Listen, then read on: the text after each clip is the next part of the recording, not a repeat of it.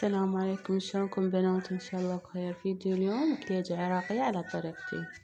خليط كيلوين طحين وبيضة حسب الرغبة، وخميرة هاشوقة، وروبة كوب، اي روبة عادي.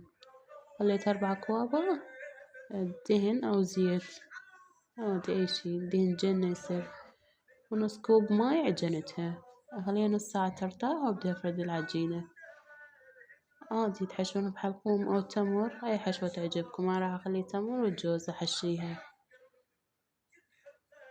هنا فردت العجينة وحشيتها، هنا دهنتها بيض وفانيلا. تقدرون تزينونها بسمسم وحبة حلوة، كل من حسب رغبته.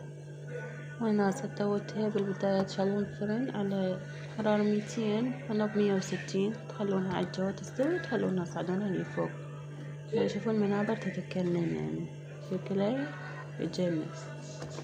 سويت هاي الحافظة وبعد منها يعني هاي كيلوين تقريبا طلعت لها الكمية كلها.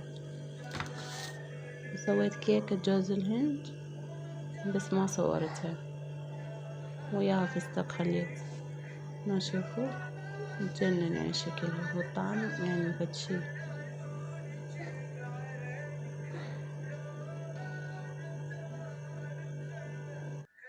هاي الكيكة خليت بيها مكسرات وجوز الهند. نلتقيكم في فيديو آخر. إذا عجبكم الفيديو خلونا لايك واشتراك.